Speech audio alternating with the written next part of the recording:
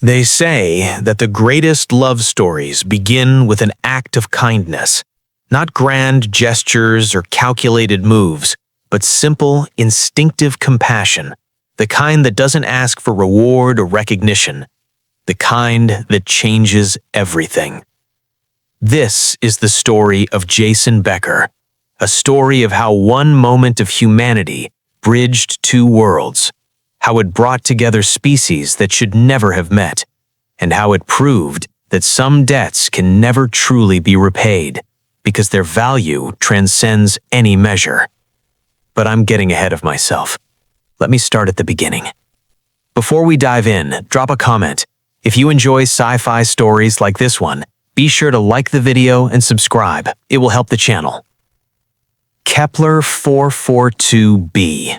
That's what the scientists called it. The miners just called it the rock. It was humanity's third successful colony beyond the solar system, a super-Earth planet orbiting an orange dwarf star some 1,200 light-years from home. The planet was barely habitable, with its thick atmosphere and crushing gravity that made every step feel like you were carrying another person on your back. But it had one thing that made all the suffering worthwhile: helium-9, the most efficient energy source humanity had ever discovered. 1 kilogram could power a city for a year, and the rock had it in abundance. Jason Becker had been on Kepler 442b for 3 years, 4 months, in 16 days. Not that he was counting. Much. He worked the deep extraction sites, drilling kilometers below the surface where the richest deposits lay. It was dangerous work.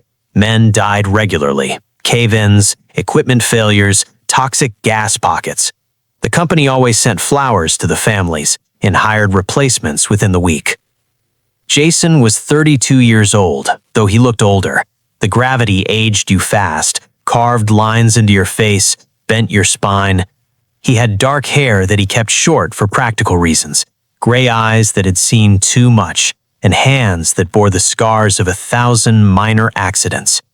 He wasn't handsome in any conventional sense, but there was something solid about him, reliable, the kind of man you'd want next to you when things went wrong, which they often did.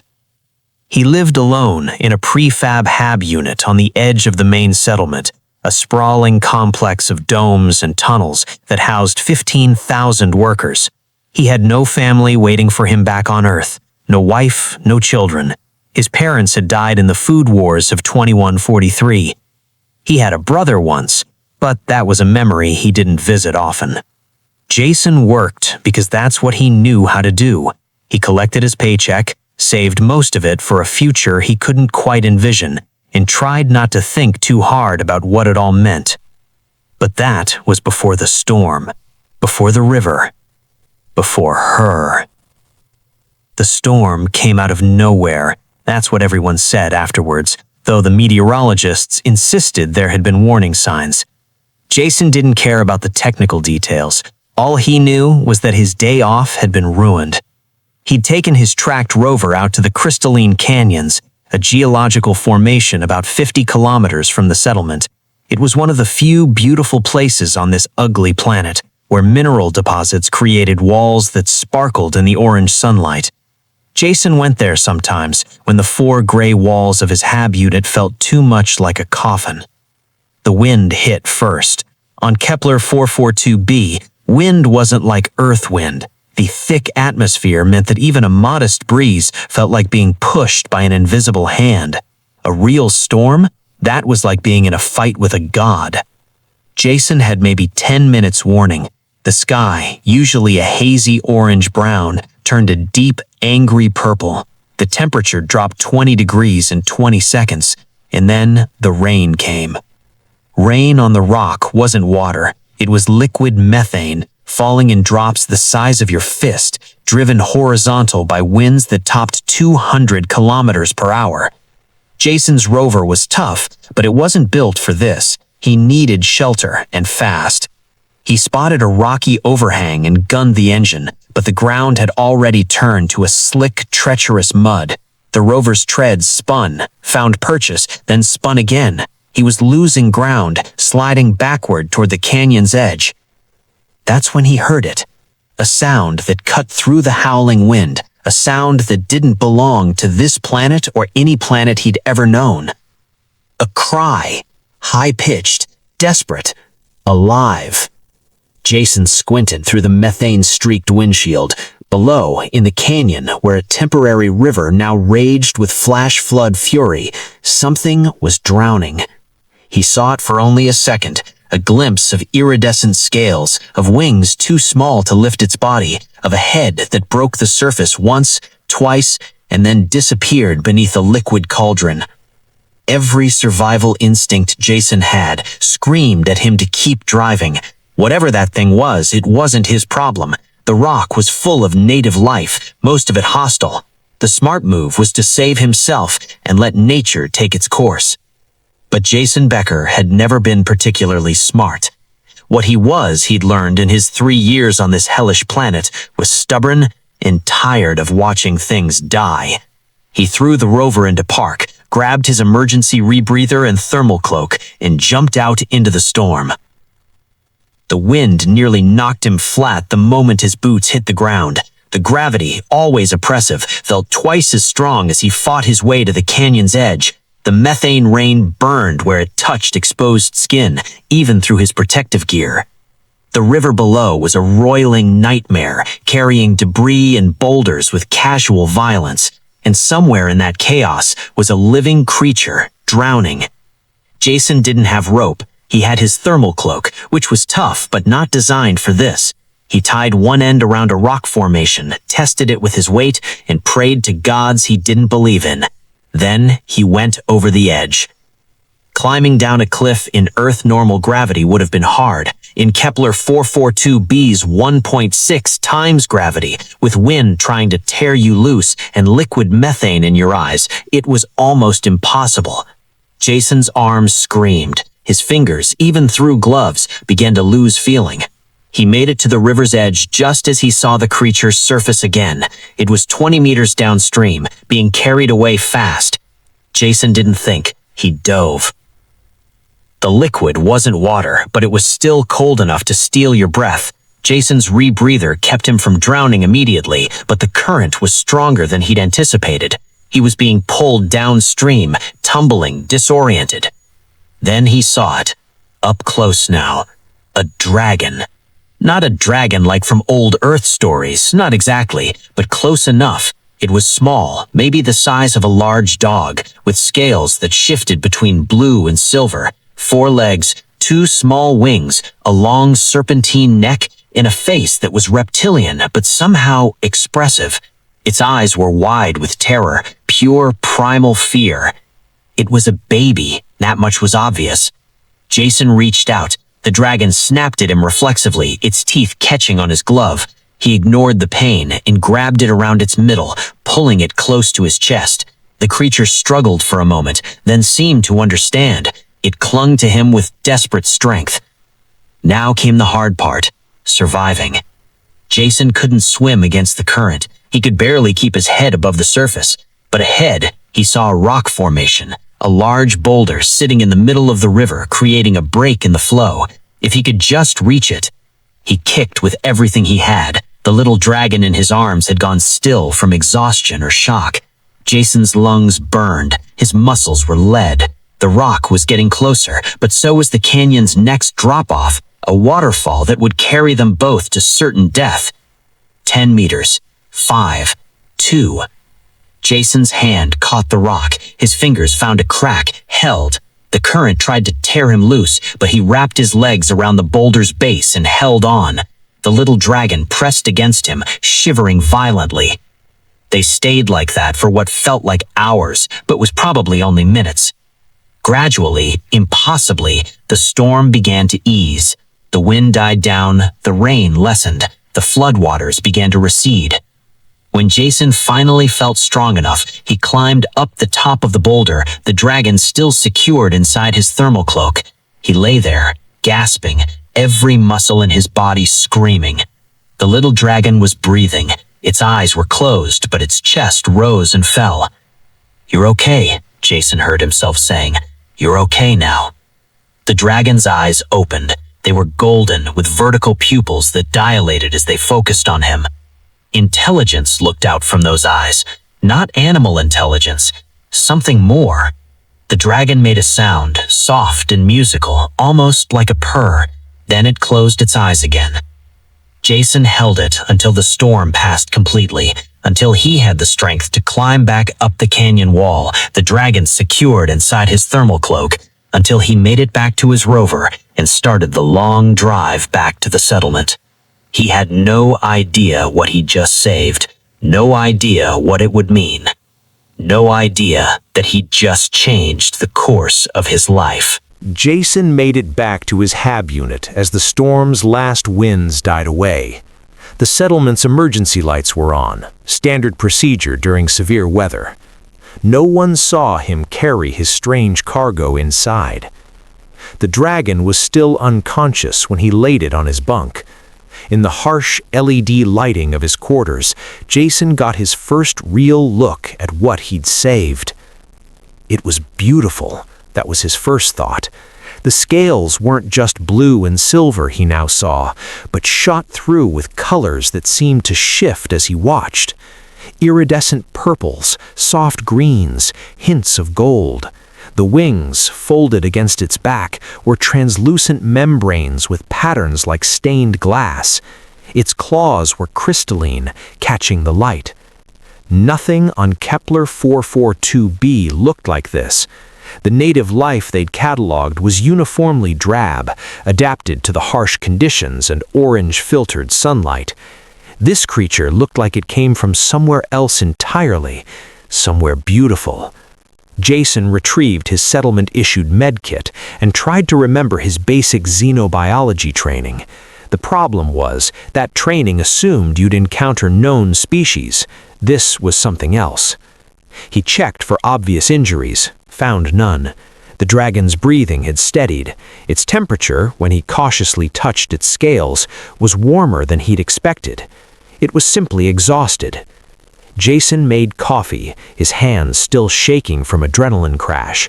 He sat in his one chair and watched the creature sleep, trying to process what he'd done. The smart move now would be to contact the settlement's xenobiology department.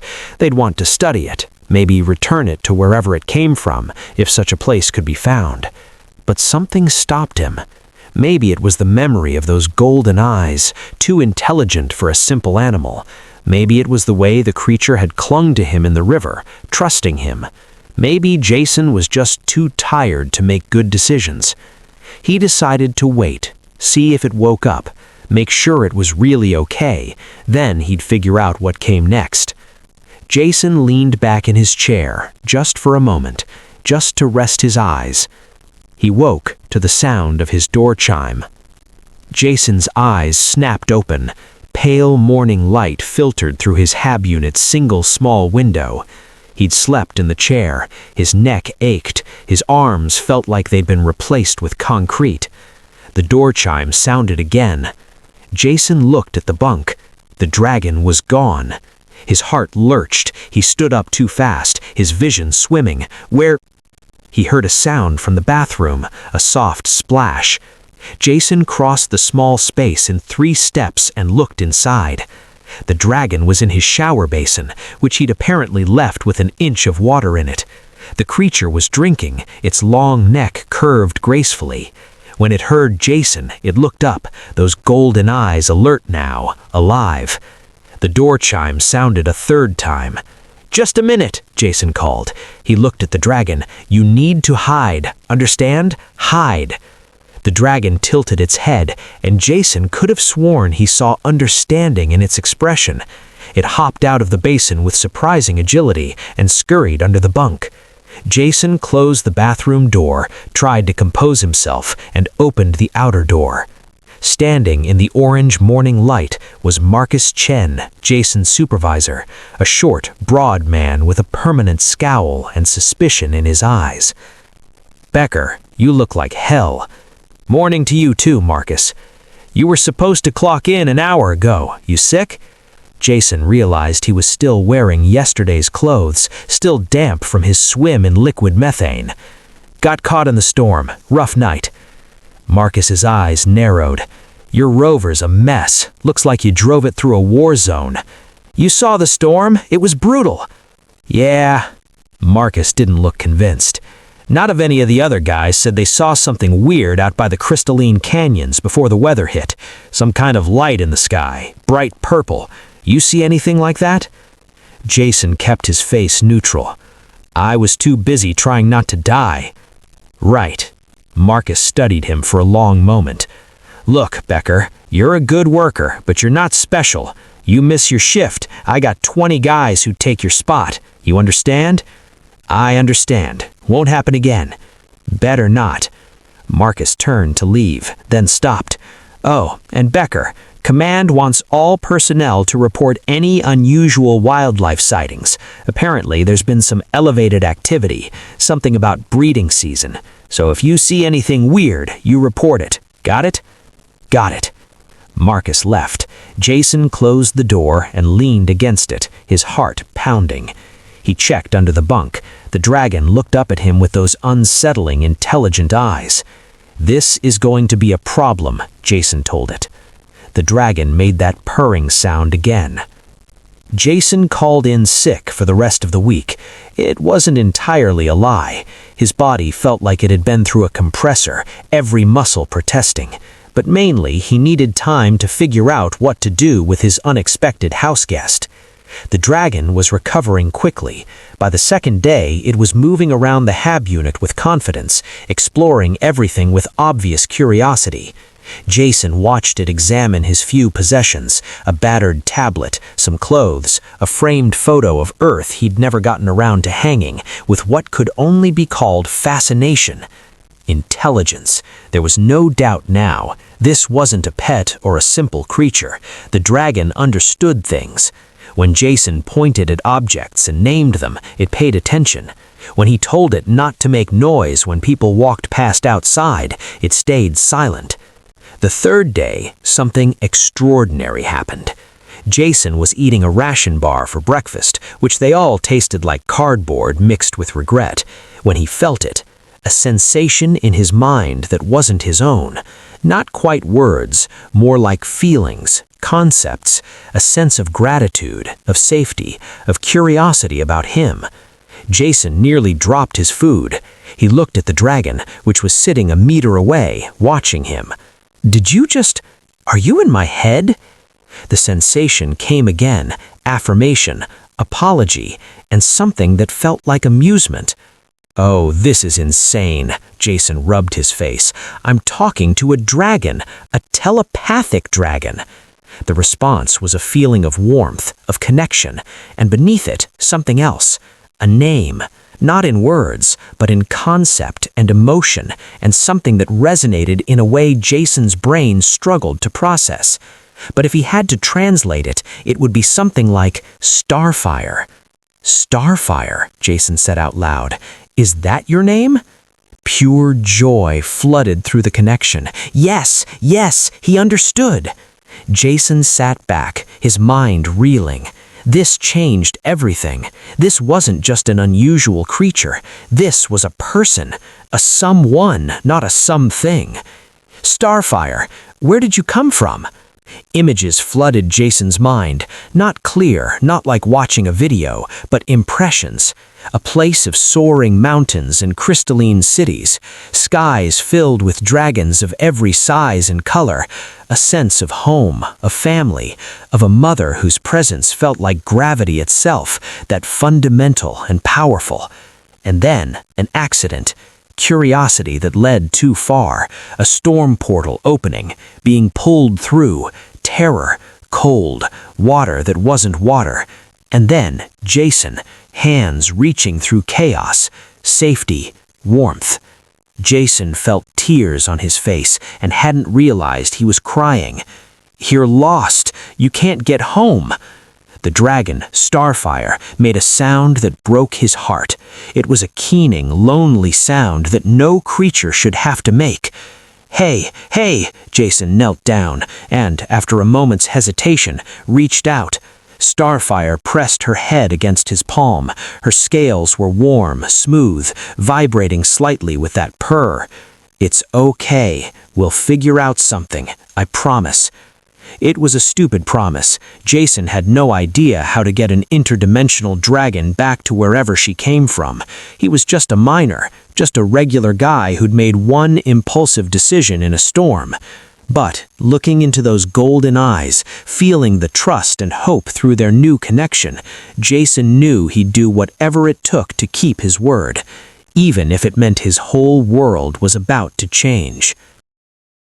The settlement was buzzing with rumors. Jason heard them when he finally returned to work, trying to act normal while his mind was still reeling from everything that had happened. "They're saying it was a ship," said Rodriguez, one of the other miners. "Crashed somewhere in the Highlands. Command's got teams searching. I heard it was some kind of anomaly, like a wormhole or something, opened up during the storm." "You're both idiots," Martinez said. "It was just unusual atmospheric discharge. Happens all the time." But Martinez didn't sound convinced. Nobody did. The settlement's command center had doubled security patrols. Scientific teams were being deployed to the regions where the strange purple light had been seen, and there were new protocols. All workers were to report any anomalies immediately. Failure to do so would result in immediate termination and possible criminal charges. Jason kept his head down and his mouth shut. At home, Starfire was growing stronger every day, and through their telepathic connection, he was learning more about her world. It was called Draconis, though even that name was just Jason's brain trying to translate something that had no human equivalent. It existed in another dimension, another layer of reality that occasionally brushed against this one. The dragons there were ancient, powerful, and deeply magical creatures, though magic was Jason's word. Starfire's concept was more like fundamental forces of reality, physics that operated under different rules. Her mother was the Dragon Queen, a being of immense power who ruled not through force but through wisdom and strength that had been earned over countless centuries. Starfire was her youngest daughter, curious and adventurous, and, she admitted with a feeling of sheepishness, not always obedient. "How many times did your mother tell you not to go near the storm portals?" Jason asked one evening, and received a burst of embarrassment through their bond that made him laugh despite everything. But underneath Starfire's growing comfort in his hab unit, Jason felt her loneliness, her longing for home, for her mother and siblings, for skies where she could fly without fear. And Jason found himself caring more than he'd cared about anything in years. It happened on the 8th day after the storm. Jason was cleaning up after dinner, another ration bar shared with Starfire, who developed a taste for the strawberry-flavored ones, when someone knocked on his door. Not the door chime, an actual knock. Firm, authoritative, official. Jason's blood turned to ice. Starfire felt his fear through their bond and scrambled under the bunk without being told. He opened the door to find 2 security officers and, behind them, a woman he'd never seen before. She was tall, with short gray hair and eyes that missed nothing. She wore a commander's insignia and carried herself like someone used to being obeyed. "Jason Becker?" Her voice was crisp, professional. "Yes. I'm Commander Yuki Tanaka, Settlement Security. May we come in?" It wasn't really a question. Jason stepped aside, his mind racing. Had someone seen Starfire? Had the telepathic connection somehow registered on sensors? Commander Tanaka entered with the smooth efficiency of a predator. Her eyes swept the room, taking in every detail. The security officers remained by the door. "Mr. Becker, where were you on the night of the storm, 8 days ago?" "In the crystalline canyons, got caught in the weather, made it back after it passed." "Yes, your supervisor mentioned that." She walked slowly around the small space. "Did you see anything unusual that night?" "Just the storm, ma'am." "Nothing else? No lights? No anomalies?" "No, ma'am." She stopped in front of his bunk. Jason's heart hammered so hard he was sure everyone could hear it. Under the bunk, he felt Starfire's presence, small and terrified and trying so hard to stay quiet. Mr. Becker, I'm going to be direct with you. We have reason to believe that something came through a dimensional rift during that storm. Something valuable. Something that certain parties would pay a great deal of money to acquire. She turned to face him. We also have reason to believe that this entity may have been seen near your position that night. Now I'm going to ask you one more time. Did you see anything unusual? Jason looked into her eyes and made a decision. Maybe it was stupid. Maybe it would cost him everything. But he thought of Starfire's fear in the river, her trust in him, her longing. No, ma'am. Just the storm. Commander Tanaka held his gaze for a long moment. Then, surprisingly, she smiled. It wasn't a pleasant smile. You're lying, Mr. Becker. I know you're lying. The question is why? She moved toward the door, then paused. I'm going to give you some advice. Whatever you found, whatever you're protecting, it's bigger than you realize. There are forces at play here that a simple miner can't begin to understand. Powerful people who want what came through that rift. People who won't hesitate to take it, no matter who gets hurt. She leaned in close. If you're smart, you'll tell me the truth before someone less patient comes asking. You have 24 hours to reconsider your answer. After that, I can't protect you from what's coming. She left. The security officers followed. The door closed. Jason stood frozen for a full minute. Then he sat down hard, his legs suddenly unable to support him. Starfire emerged from under the bunk, her mental voice full of fear and sorrow. Danger. Danger because of me. Should leave. Keep you safe. No. Jason surprised himself with the firmness in his voice. No, you're not leaving. We just need to be smarter about this. They will hurt you. Take me. Hurt me. Then we won't let them find you. Jason pulled out his tablet and started searching through files, looking for something, a solution, a plan. He found it in an old mining survey. The deep tunnels. There were hundreds of kilometers of abandoned shafts in the mountains, places where the early surveys had found nothing worth extracting, places no one went to anymore because they were too dangerous, too unstable, places where a small dragon could hide. But Jason knew he couldn't do this alone. He needed help, and for the first time in his 3 years on this rock, he was going to have to trust someone else. He sent a message to the one person he thought might understand. Then he waited for morning and for his life to get even more complicated. The person who knocked on Jason's door at dawn was not who he expected. Dr. Sarah Chen, no relation to Marcus, was the settlement's chief xenobiologist. Jason had met her maybe twice in 3 years, always in passing. She was in her 50s, with long black hair streaked with gray, warm brown eyes, and a reputation for being both brilliant and slightly eccentric. She was also, Jason had heard, unafraid of standing up to the mining company when she thought they were putting profits over scientific ethics. You sent a message, she said without preamble, saying you needed help with a xenobiological specimen, a message sent on an encrypted channel at 2 a.m., that was either very smart or very stupid. I'm still figuring that out. May I come in? Jason hesitated, then stepped aside. Dr. Chen entered, and he closed the door behind him. Where is it? There seemed no point in pretending. Jason looked at the bunk. You can come out, Starfire. The dragon emerged slowly, warily. Dr. Chen's eyes went wide. Oh my God! She sank into Jason's chair without taking her eyes off Starfire. Do you have any idea what you have here? A dragon, from another dimension. Her name is Starfire, and she's telepathic, and she's lost and scared, and I am so far over my head I can't even see the surface. Dr. Chen let out a sound that was half laugh, half sob. Jason Becker, you have just made the most important xenobiological discovery in human history. The theories about dimensional rifts, about parallel evolution, about... She stopped herself. Sorry, you said she's telepathic? She can share feelings, concepts. I can sense her emotions, and she can sense mine. Remarkable. Dr. Chen extended a hand slowly. Hello, Starfire. I'm Sarah. I'm here to help. Starfire approached cautiously. She sniffed Dr. Chen's hand. Then, after a moment, allowed herself to be touched. Jason felt Starfire's assessment through their bond. Safe, kind, curious but not cruel, friend. She trusts you, Jason said, relieved. Good. Dr. Chen's expression turned serious. Because Commander Tanaka just posted a settlement-wide bulletin.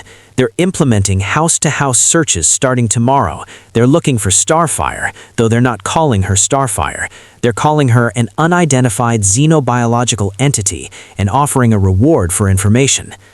Jason's stomach dropped. How big a reward? 2 years' salary. Enough for almost anyone on this rock to consider betrayal. I have a plan, Jason said. The old mining tunnels in the Eastern Highlands. We could hide her there until we figure out how to get her home. That might work short-term, but Jason, getting her home, that's a much bigger problem. The dimensional rifts aren't predictable. They open and close seemingly at random, and even if we could locate one, there's no guarantee it would lead back to her dimension. There are infinite possible realities. The odds of finding the right one are better than zero, Jason said firmly. We have to try.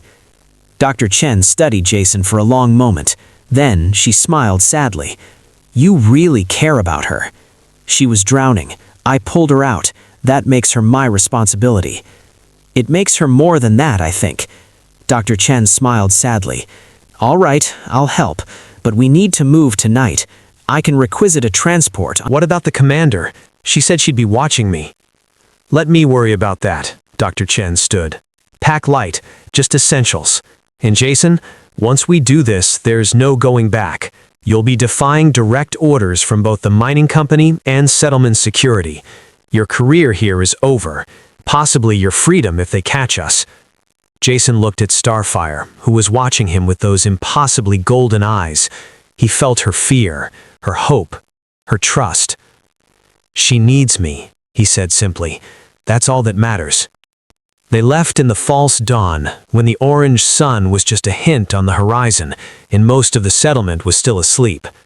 Dr. Chen had been true to her word. She'd acquired a heavy transport, officially logged for a 3-day research expedition to the Eastern Highlands.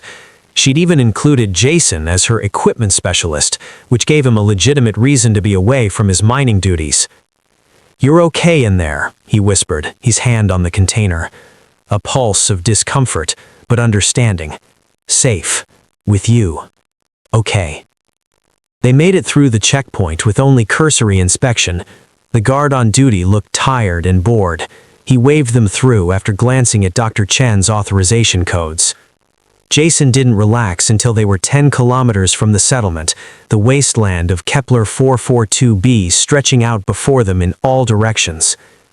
You can let her out now, Dr. Chen said from the driver's seat. Jason opened the container. Starfire emerged with obvious relief, stretching her wings and making happy chirping sounds. She's remarkable, Dr. Chen said, glancing in the rearview mirror. In my 20 years of zoobiology, I've never seen anything like her. The scales, the bioluminescence. Did you notice she glows slightly in the dark? And that telepathic ability. She's not just a different species, she's a fundamentally different type of life. Her world operates on different physical laws. What we call magic, they call reality. The dimensions are like layers, sometimes they touch. And during the storm, one of those touch points opened long enough for her to fall through. Dr. Chen shook her head. The odds of that are astronomical. The odds of her surviving the fall, even more so. The odds of you being there at exactly the right moment to save her? I don't believe in fate. Neither did I, until today. They drove in silence for a while. The landscape gradually changed from flat wasteland to rolling hills, to finally, mountains. The Eastern Highlands were less explored than other parts of Kepler 442b, too remote and geologically unstable for serious mining operations. Perfect for hiding. It was mid-afternoon when Dr. Chen pulled the transport to a stop at the entrance of one of the old mining tunnels. This is it, Shaft 7 Delta. According to the records, it extends about 15 kilometers into the mountain before branching off into a network of natural caves.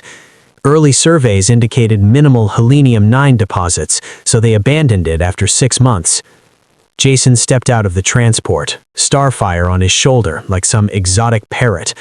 The tunnel mouth was a dark gash in the mountainside, overgrown with native vegetation, if you could call the purple-black fungal growths that passed for plants on this planet vegetation.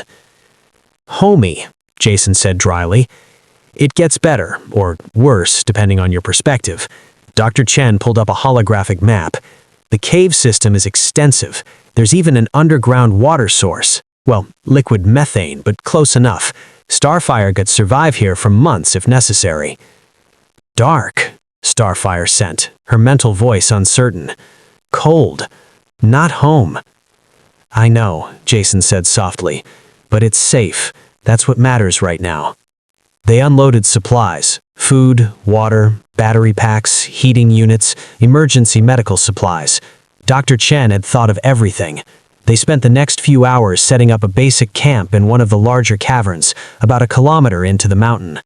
It wasn't much: a sleeping bag, some lights, a portable heater, but it was shelter, and it was hidden. "I'll come back every few days with more supplies," Dr. Chen said as we finished. "I can justify regular trips out here with my research cover. But Jason, you can't stay here full-time. The settlement will notice if you don't return. You need to maintain appearances." "I'm not leaving her here alone." "You have to, at least some of the time. Otherwise, they'll know something's wrong." Jason looked at Starfire, who was watching him with those impossibly golden eyes. He felt her fear, her hope, her trust. "You must go back," Starfire sent. "I will be okay." "You're sure?" "No." The admission was brutally honest, but necessary. "I understand." The next 2 weeks were the hardest of Jason's life. By day, he worked his shifts in the deep mines, acting normal, pretending nothing had changed. He endured Marcus's suspicious looks and Commander Tanaka's increasingly frequent random searches of his hab unit. He smiled when appropriate, complained about the heat and the gravity in the food like everyone else, and counted down the hours until he could slip away to the mountains. At night, whenever he could manage it, he made the drive out to Shaft 7 Delta. And there, in the darkness of an alien cave, Jason found something he hadn't realized he'd been missing: purpose, connection, maybe even happiness. Starfire was growing. Not much, she was still small enough to perch on his shoulder, but her wings were getting stronger. She could glide now, short distances, her iridescent scales catching the light as she practiced in the larger caverns. Their telepathic bond was deepening too. They could share more than just emotions now. Jason found he could send her images from his memory, glimpses of Earth and the life he'd left behind. She showed him visions of Draconis, impossible cities that seemed to grow from living crystal, skies filled with dragons of every size performing aerial dances that were part communication, part art. She showed him her family, her 3 older siblings, all of them magnificent and powerful. Her father, a dragon of pure silver, whose very presence seemed to bend space, and her mother, the Dragon Queen. Jason had no frame of reference for what he saw in Starfire's memories. The Queen was beyond description. She was a dragon, yes, but also something more. Ancient didn't begin to cover it. She had existed for so long that time itself seemed to flow differently around her. Her scales were the color of deep space, shot through with stars that actually moved, constellations that shifted and changed with her moods. But through Starfire's memories, Jason felt something he hadn't expected: the Queen's love for her daughter. It wasn't human love, not exactly, but it was just as real, just as powerful. The Queen was searching for Starfire, desperately, using every resource at her command to find the dimensional rift that had swallowed her youngest child. "She will find me," Starfire said one night, as they sat together, watching the strange bioluminescent fungi that grew on the cave walls. "And when she does," Jason asked, "what happens to me? Will she be angry that a human took you?" Starfire was quiet for a long moment. "She will see what you did, what you risked. Dragons do not forget debts, especially her. I don't want payment, I just want you to get home safely." "I know. Starfire pressed her head against his chest.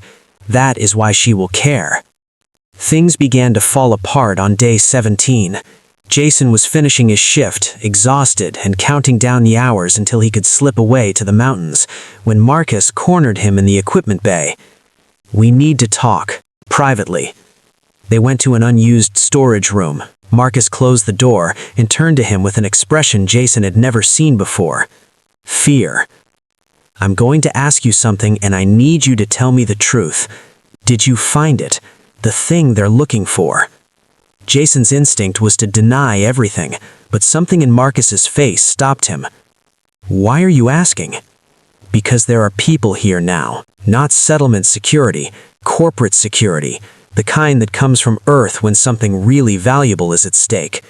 Jason, they've been questioning everyone who was anywhere near the crystalline canyons during the storm, and they have ways of making people talk that Commander Tanaka would never approve of.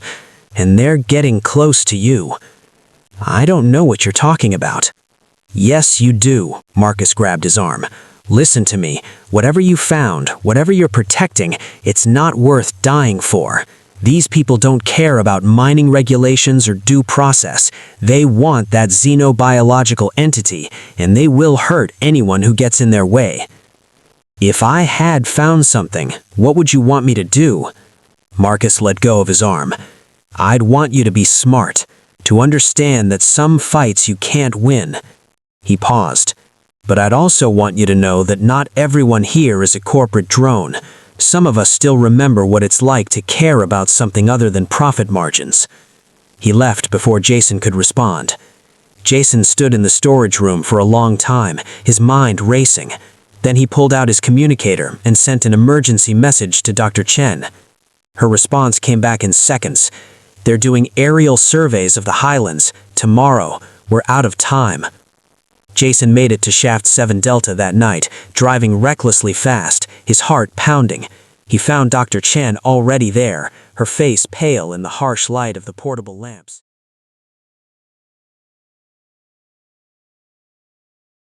"They've narrowed down the search area," she said without preamble. "The surveys will cover this entire mountain range. They have thermal sensors that can detect heat signatures through solid rock. Jason, they will find her." Starfire emerged from the deeper caves, sensing his distress. Danger? Yeah, big danger. Jason knelt, and she climbed into his arms. He held her close, feeling her small heart racing against his chest. "We need a new plan." "There is no new plan," Dr. Chen said softly. "Not on this planet. Our only option is to get her off-world, back to one of the human colonies where we might have resources to help her." "And how do we do that? The company controls every ship in orbit. We can't just book passage." "No, but I have contacts, people who owe me favors. There's a supply ship arriving in 3 days. The captain is someone I trust. For the right price, she'll take on an undocumented passenger." "You mean smuggle her off-planet?" "I mean save her life," Dr. Chen said firmly. "Jason, it's the only way. You can go with her if you want, start over somewhere new, or you can stay here and face the consequences. Either way, Starfire can't remain on Kepler 442b." Jason felt Starfire's fear through their bond. Not fear of leaving, fear of him being hurt because of her. "You should stay," she sent. "Safe here. I go alone." "Absolutely not." "Jason." "No." He stood up, Starfire still in his arms. "We do this together, all the way. I'm not abandoning you now." Dr. Chen smiled sadly. "Then we have 3 days to get her to the spaceport without being caught, 3 days to arrange payment for the captain, and 3 days to say goodbye to everything you've built here."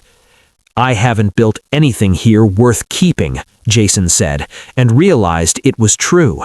3 years on this rock, and what did he have to show for it? An empty hab unit, a job that was slowly killing him, and no connections deeper than casual workplace acquaintance. Except for Starfire. She was real. She was worth something. She was everything. "All right," he said. "Tell me the plan." They almost made it. For 2 days, Jason maintained his normal routine while Dr. Chen quietly arranged everything. The supply ship would dock at the secondary landing pad at 0400 hours on the 3rd day. The captain, a grizzled woman named Morrison, who'd hauled cargo between colonies for 30 years, agreed to take them for a price that would drain Jason's entire savings and then some. The plan was simple. Jason would take emergency leave, claiming a family crisis back on Earth. He'd pack his minimal belongings, sign out through official channels, and meet Dr. Chen and Starfire at a predetermined location near the spaceport. They'd board during the chaos of the supply ship's loading process, hide in a cargo container Morrison would leave unlocked, and be off-world before anyone realized Jason was gone. It should have worked. But on the night before their departure, as Jason was doing one final check of his HAB unit to make sure he'd left nothing incriminating behind, Commander Tanaka appeared at his door with 4 armed security officers. "Jason Becker, you're under arrest for theft of corporate property, violation of xenobiological protocols, and obstruction of a corporate investigation." Jason's blood turned to ice. "I don't know what you're talking about." "Really?" Tanaka stepped inside, a thin smile on her face. "Because we just picked up Dr. Sarah Chen attempting to transport an unidentified xenobiological entity to the spaceport. She's been quite talkative about your involvement." No, Sarah wouldn't talk. She wouldn't. "Jason!" The mental voice cut through his panic like a knife. Starfire, terrified, calling for him. "Help! They hurt Sarah! They have me!" "Where is she?" Jason lunged forward without thinking. 2 officers grabbed him, slammed him against the wall hard enough to knock the breath from his lungs. "The entity is currently contained in a specialized holding facility," Tanaka said calmly, "where it will remain until the corporate science team arrives to begin their research.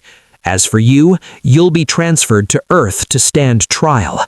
The company is considering charges that could result in 20 years imprisonment." "She's not an it," Jason gasped. "She's a person, a child, and she's scared." "She's property, specifically corporate property, discovered on corporate-controlled territory." Tanaka's expression was cold. "Your feelings on the matter are irrelevant." They dragged Jason to the security facility, threw him in a cell, and locked the door. Through the wall, Jason could feel Starfire's terror, her confusion, her pain from whatever they'd done to capture her. "I'm here," he sent through their bond, pouring every ounce of reassurance he could muster into the thought. "I'm here. I won't leave you. Scared. Want mother. Want home. I know. I'm so sorry." Jason sat on the floor of his cell, pressed his back against the wall closest to where he sensed Starfire, and closed his eyes. He'd failed her. After all his promises, all his planning, he'd failed her. And then the sky turned purple. The first sign was the color. Every window in the facility, every external camera feed showed the same thing. The orange sky of Kepler 442b had turned a deep, royal purple. Not a natural atmospheric phenomenon, something else. Then came the lightning. Purple lightning, forking across the sky in patterns that seemed almost deliberate, almost intelligent. And then came the sound. It wasn't loud, not exactly, but it resonated in a way that defied physics, that Jason felt in his bones, in his teeth, in the deepest parts of his mind. It was a voice, though no human throat could produce it, a voice that said, without words, but with perfect clarity, "Return, my daughter." The facility's alarms went off. Officers ran past Jason's cell, shouting orders, their faces pale with fear. Through his bond with Starfire, Jason felt her reaction. Joy, recognition, hope. Mother! Mother is here! The building shook, not from an earthquake, from the sheer weight of presence that had just entered their reality. Jason felt it pressing down on everything, a gravity that had nothing to do with physics and everything to do with pure elemental power. He heard screaming, not from Starfire, from the officers. The door to his cell simply ceased to exist, not broken, not blown open. It was there one moment and gone the next, as if reality had decided that doors were no longer relevant. Jason stumbled out into the corridor. Emergency lights flickered. The walls themselves seemed to bend, shadows moving in ways shadows shouldn't move. And at the end of the hallway, standing in what had once been a reinforced security wall and now was just an empty space, she stood, the Dragon Queen. But she wasn't in dragon form. She'd taken a shape that could move through human structures, interact with human technology, a shape that was humanoid but undeniably other. She was tall, easily 2 meters, with skin the color of deep space, that impossible black shot through with stars. Her hair moved like it was underwater, long and silver and glowing with its own internal light. Her eyes were galaxies, quite literally, swirling colors that hurt to look at directly. She wore robes that seemed to be made of solidified starlight, and when she moved, reality itself seemed to bend to accommodate her. But it was her face that stopped Jason's heart. Beautiful, yes, but also terrible in its power.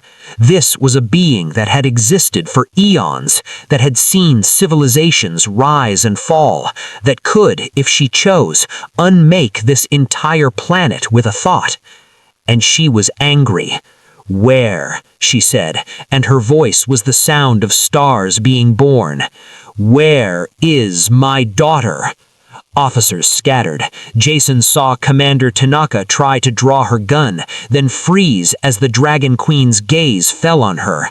The gun simply melted, becoming liquid metal that dripped harmlessly to the floor. "I will ask once more. Where is Starfire?" "Here!" Jason didn't think, just acted. He ran towards the holding cells, following the thread of his bond with Starfire. The Dragon Queen watched him go with those impossible eyes. He found Starfire in a containment unit, surrounded by monitoring equipment and armed guards. The moment Jason appeared, Starfire cried out, "Jason!"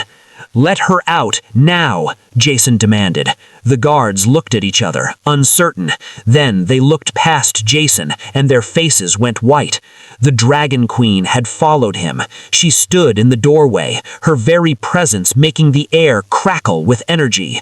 "My daughter," she said, and there was something in her voice now that wasn't there before.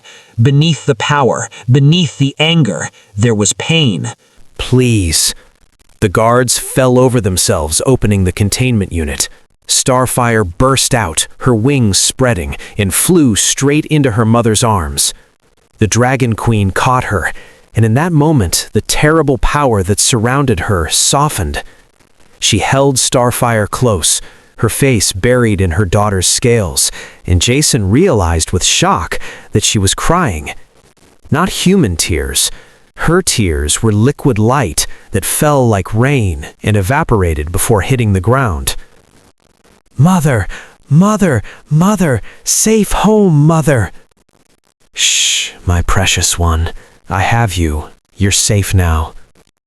Jason watched them, feeling like an intruder on something sacred. He started to back away to give them privacy, but the Queen's head snapped up. "Wait." Jason froze. The Queen studied him with those galaxy eyes, and Jason felt like she was seeing every moment of his life, every decision, every secret. He'd never felt so exposed, so vulnerable. "You," she said slowly, "are the one who saved her." It wasn't a question. Jason nodded anyway. The Queen set Starfire down gently, but didn't let go of her completely. She took a step toward Jason, and he had to fight every instinct not to run. Starfire has been showing me everything through our bond. The river, the storm, your kindness. Another step. The weeks you spent protecting her, hiding her, risking your freedom, your life, for a creature you didn't know and had no obligation to help. She needed help, Jason said simply. That's all that mattered. The Queen stopped directly in front of him. She was so close now that Jason could see the stars in her skin were actually moving, entire solar systems playing out at accelerated speed across her body. "Do you understand what you've done?" she asked softly. "I pulled a drowning kid out of a river." A smile touched her lips. It transformed her face, made her look less like an ancient cosmic entity and more like a mother who'd just gotten her child back. "You did more than that, Jason Becker. In my world, in my culture, there is no greater debt than the life of a child, especially a royal child.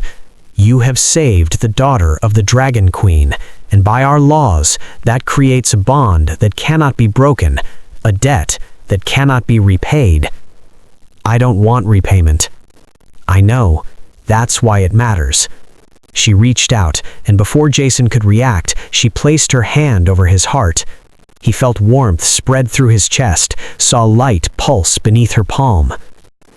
"I give you my mark," the Queen said, her voice resonant with power. "From this day forward, you are under my protection. Any who harm you, harm me. Any who help you, help me. You are no longer just Jason Becker, human minor. You are Jason Becker, friend of dragons, savior of Starfire, and bearer of the Queen's favor." The light faded. The Queen stepped back, and Jason looked down to see a mark on his chest, visible through his shirt, a dragon constellation made of stars, exactly like the ones in the Queen's skin. "I don't understand," Jason said, his voice barely a whisper. "You will." The Queen turned to Starfire. "Say goodbye, little one. We must return home before the rift closes." "No!" Starfire's mental cry was anguished. "Not goodbye, not forever." "Starfire." "Jason is mine, my friend, my savior. I won't leave him." The Queen's expression softened. "My daughter, he cannot come to Draconis. He is human. The magic there would overwhelm him. He would not survive." "Then I stay." "You cannot. You're too young. You need our world to grow strong." Starfire made a keening sound that broke Jason's heart. She launched herself at Jason, clinging to his chest, her small body shaking with sobs. Jason held her, feeling his own eyes burning. Hey, it's okay. Your mother's right. You need to go home." "But I'll miss you." "I'll miss you too. So much." Jason swallowed hard. "But you're safe now. That's all I wanted, for you to be safe and go home." "Will I see you again?" Jason looked at the Queen, not sure how to answer. She met his gaze, and something passed between them, an understanding. "The rifts open. Not often, not predictably, but they open, and when they do, those who bear my mark can sense them, can use them with my guidance." She smiled. "You will see each other again, Jason Becker. I promise you that." The Dragon Queen kept her word, though not in the way Jason expected. The settlement's corporate security tried to stop them from leaving, of course. Commander Tanaka, to her credit, made one attempt to assert human authority. It lasted approximately 10 seconds before the Queen simply looked at her, and every weapon in the facility turned to flower petals. Yes, actual flower petals. Jason would never forget the expression on Tanaka's face. The Queen opened a rift in the middle of the settlement's central plaza, a swirling vortex of purple light that led back to Draconis. Dragons came through, an honor guard, Jason later learned, though at the time they just looked terrifying, huge, magnificent creatures in every color imaginable, who landed and bowed to their queen. My people will retrieve Dr. Chen. She will be healed and return to you unharmed. Consider it a small token of my gratitude." "Thank you," Jason said. Then, because he had to know, "What happens now? To the settlement? To Earth's presence here?" The Queen's smile was enigmatic. "That depends entirely on whether humanity can learn to respect the boundaries between worlds. I will be monitoring very closely." She turned to leave, Starfire on her shoulder. The little dragon looked back at Jason, her golden eyes full of sadness and love and promise. "Thank you," she sent one last time, "for everything, for saving me, for being my friend, for showing me what kindness looks like." "Take care of yourself, Jason. Grow strong, be safe, and don't go near any more storm portals." He felt her laughter through their bond. "I promise." "Jason?" "Yeah?" "I love you." Jason's vision blurred. "I love you too, kid." And then they were gone, the rift closing behind them with a sound like a sigh. The purple light faded from the sky, the orange returned, and Jason was left standing in a plaza full of shocked, terrified people with a dragon constellation glowing on his chest and his entire life irrevocably changed. The company wanted to debrief him. Actually, they wanted to dissect every moment of his contact with the Dragon Queen, catalog it, analyze it, figure out how to exploit it. Jason told them politely but firmly to go to hell. Turns out, bearing the Queen's mark had benefits. When he refused to cooperate, when he gathered his few belongings and announced he was leaving Kepler 442b, nobody could stop him. Anyone who tried found themselves suddenly and inexplicably unable to move. Weapons jammed, computer systems crashed. Even Commander Tanaka, pragmatic to the end, finally threw up her hands and let him go. "You're making a mistake. The company has resources, connections. We could help you understand what that mark means, what you've become part of." "I understand enough," Jason said. "I understand that I met someone who needed help and I helped them. That's all this ever needed to be." Dr. Chen recovered fully as the Queen had promised. She resigned from the settlement the same day Jason did. We hitched a ride on Captain Morrison's supply ship, heading back towards the inner colonies. "So," Dr. Chen said, as Kepler 442b shrank in the viewport behind them. "What now?" "I have no idea," Jason admitted. "Everything I spent 3 years working towards just evaporated. My savings are gone, my job's gone. I don't even know where I'm going to live." "You could write a book. Your story would be worth millions." "No." Jason touched the mark on his chest. He could feel it there, warm and alive, a constant connection to something vast. "That's not for sale. That's private." Dr. Chen studied Jason for a long moment. "You've changed, Jason. Something about you is different now." "I spent weeks with a telepathic dragon," Jason said dryly. "That changes a person." "It's more than that. You look lighter, like you've been carrying something heavy for years and finally set it down." Jason thought about that. She was right. For the first time since his parents died, since his brother left, since he'd exiled himself to the rock, he felt like he was moving towards something instead of running away. "Maybe I have," he said.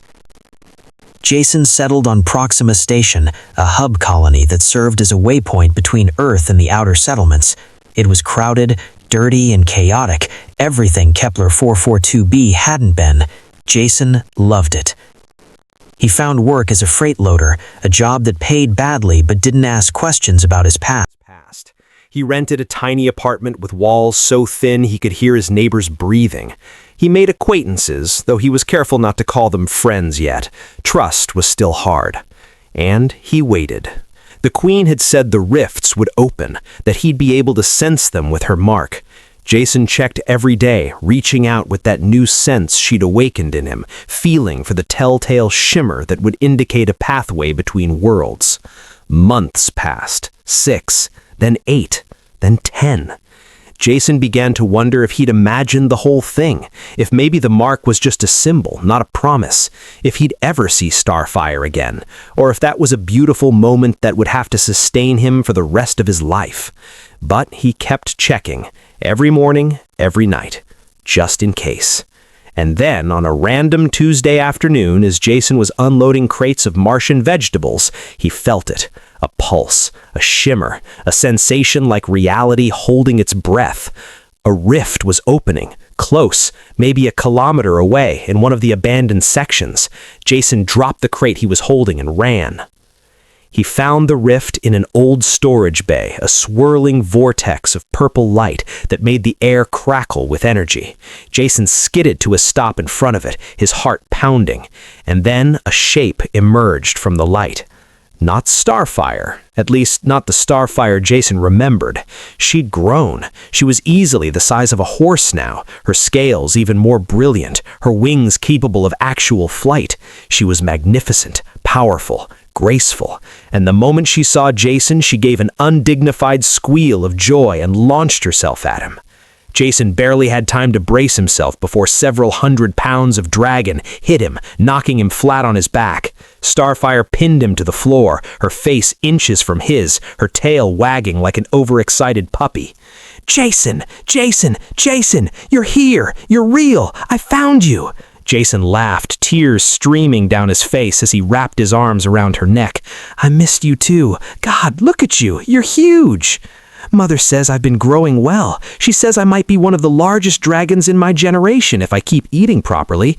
A pause, and Jason felt amusement through their bond. "She also says I talk too much." "She's not wrong," Jason managed, still laughing. "Starfire, I can't breathe." "Oh!" Starfire backed off immediately, looking contrite. "Sorry, I forgot humans are fragile." "Not that fragile," Jason sat up, still grinning. "How long can you stay?" 3 hours. The rift will remain stable that long, then I must return." Starfire settled down next to him, curling her body around him the way she used to in the cave. "Tell me everything. What have you been doing? Are you well? Are you happy?" They talked for hours. Jason told Starfire about Proxima Station, about his boring job, about the slow process of rebuilding a life. Starfire told him about Draconis, about her training to eventually take her place as princess of the Eastern Reaches, about her siblings and their antics. "Mother asks about you," Starfire said as their time began to run short.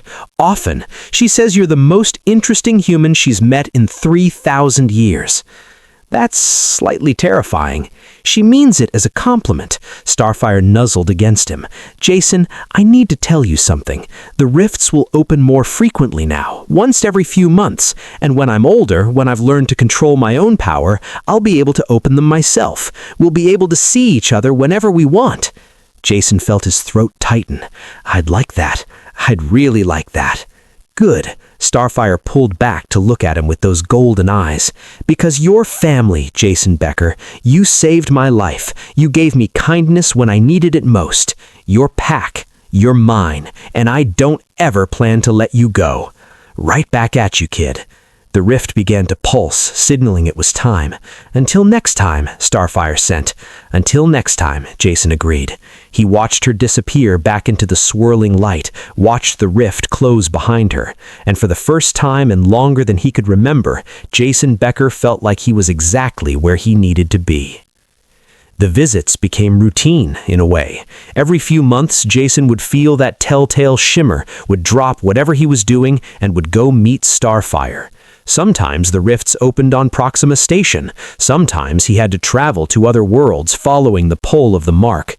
He watched her grow from the size of a horse to the size of a shuttle to eventually something massive enough to block out the sun. She was magnificent, powerful, everything a dragon princess should be. But she was still the same creature he'd pulled from that methane river, still curious, still playful, still his friend. Jason's life changed in other ways, too. The mark on his chest became known in certain circles.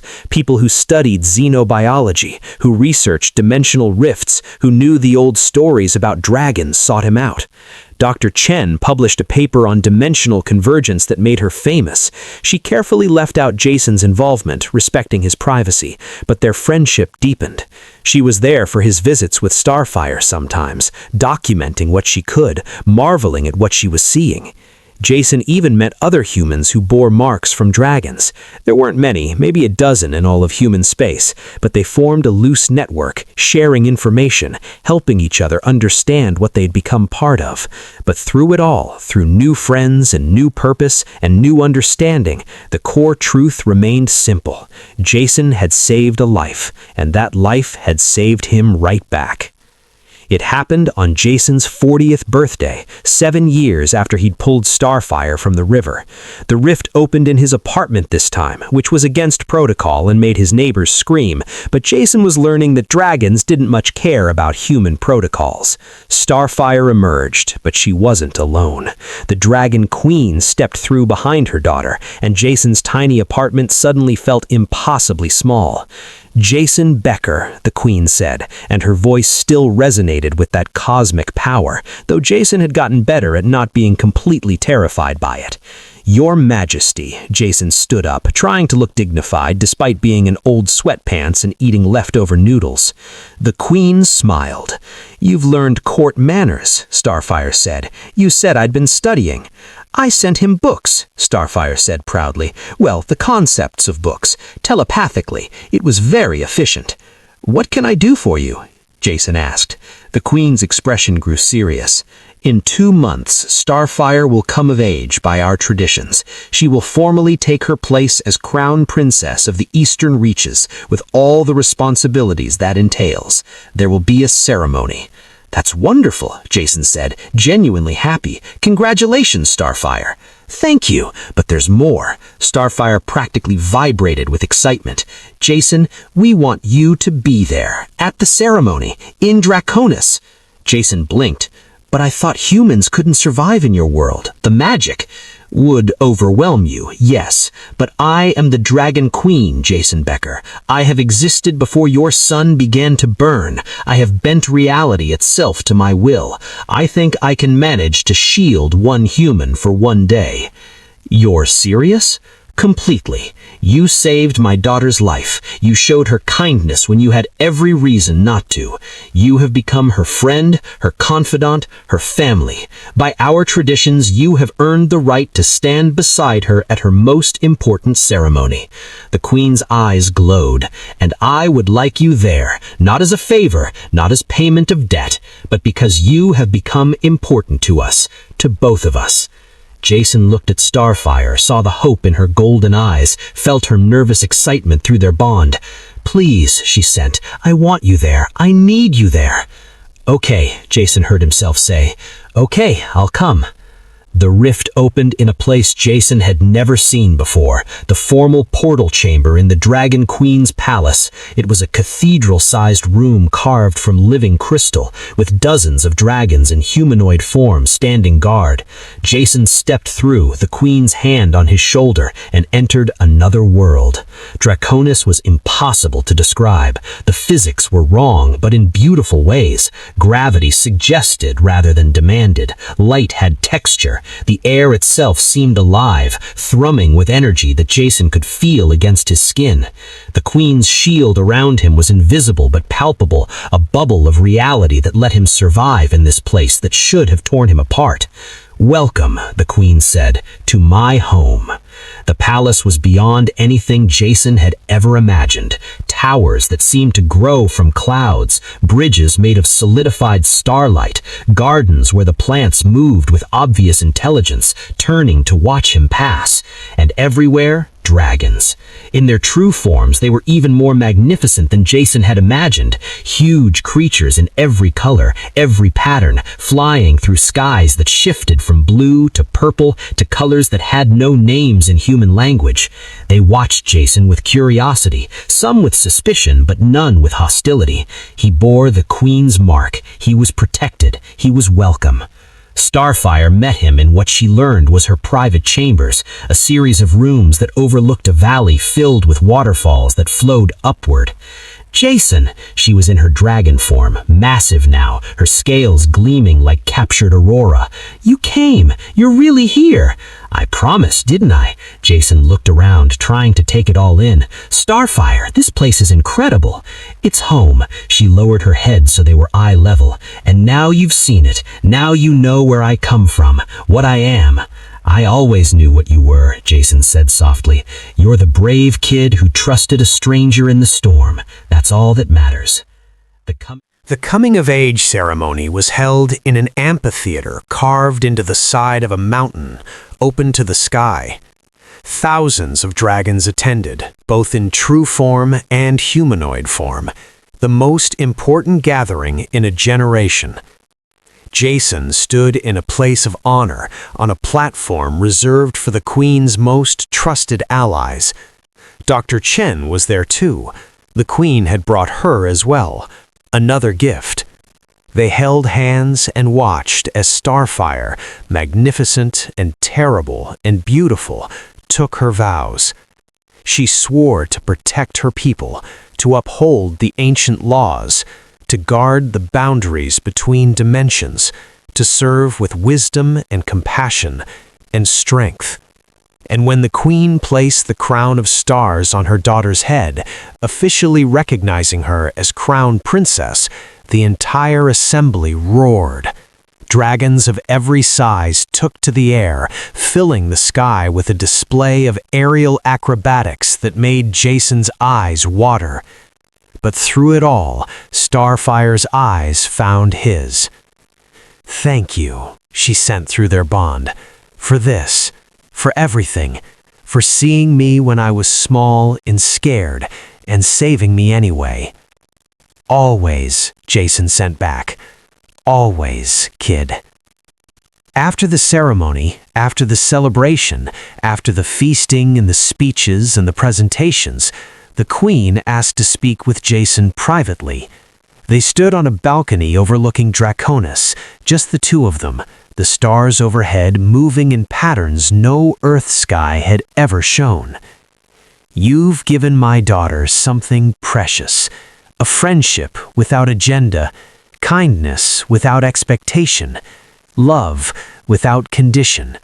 These are rare things, Jason Becker, even among dragons, especially among dragons."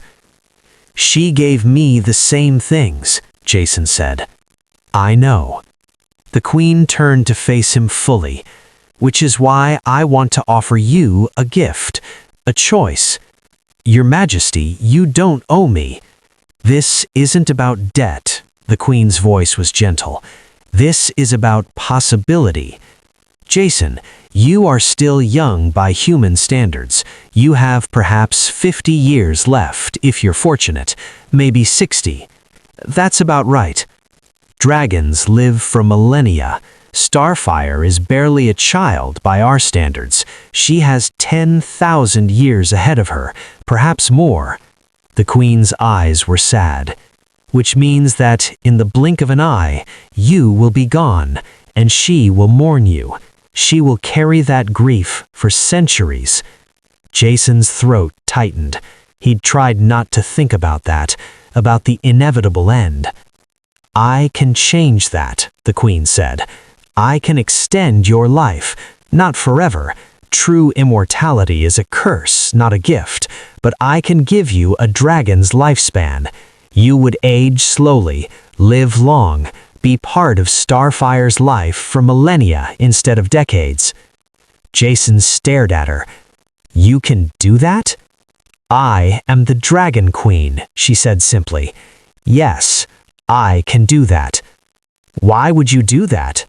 "Because my daughter loves you, because you deserve it, because in saving one life, you've enriched countless others." The Queen smiled. "And because I have become fond of you myself, Jason Becker. You remind me that kindness exists, that compassion is not weakness, that even in the darkest storms, there are people who will reach out their hands to help." Jason looked out over Draconis, his mind reeling. To live for millennia, to see civilizations rise and fall, to be part of something vast and ancient and incredible, to never have to say goodbye to Starfire. "What would I be giving up?" he asked. "Your humanity," the Queen said honestly. "Not your compassion, not your essential self, but your biological humanity. You would change, Jason, slowly, over centuries. You would become something new, something in between, neither fully human nor dragon, but something unique. Would I still be me? Yes, but the you would grow and change in ways you can't imagine. Is that so different from the natural progression of life? We all change. We all become something other than what we were. I'm simply offering you more time to do it."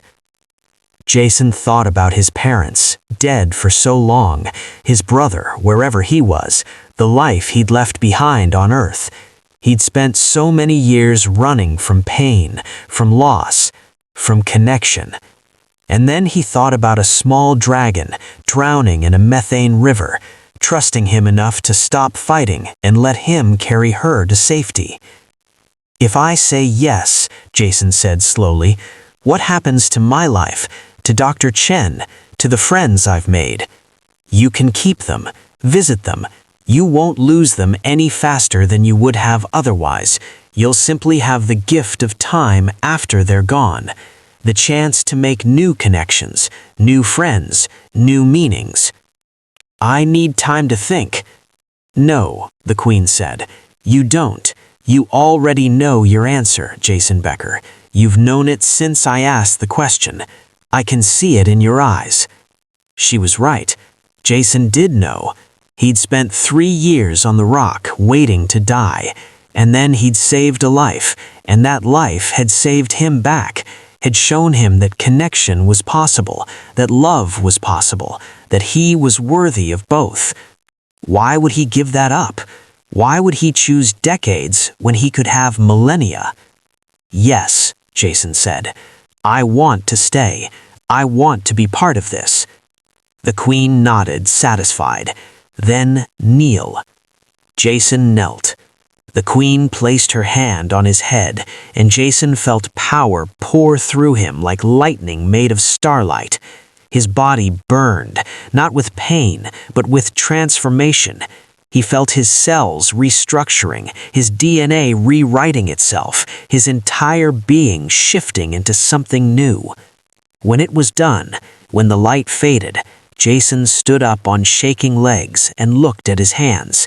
They looked the same, but he could feel the difference, the magic thrumming under his skin, the centuries stretching out ahead of him. "Welcome," the Queen said, "to your new life, Jason Becker, friend of dragons." Jason stood on a cliff overlooking an ocean that existed in 3 dimensions simultaneously and smiled as Starfire landed beside him.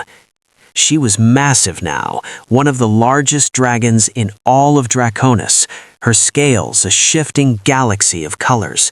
But when she looked at him, her eyes were the same golden eyes he'd first seen in a methane river on a distant planet. "Do you ever regret it? Choosing this life?" Jason thought about the century that had passed, the friends he'd made and lost, the places he'd seen, the wonders he had witnessed, the quiet moments with Starfire, talking about everything and nothing. "Never," he said. "Never once." "Good." Starfire lowered her head, and Jason climbed onto her back, settling between her wings the way he'd done 1,000 times before. "Because I have something to show you. A new dimension opened last week. There are creatures there that you won't believe. Flying jellies that sing in colors. Cities built inside clouds. And the best part? There's a good restaurant?" Jason guessed. "There's an excellent restaurant." Starfire launched into the air, and Jason laughed as they soared through skies that defied physics. "You know me so well." They flew together into another sunset, towards another adventure. The human who'd saved a drowning dragon, and the dragon who'd saved him right back. Some debts, Jason had learned, aren't meant to be repaid. They're meant to live. Day after day, year after year, century after century. Forever, if you're lucky.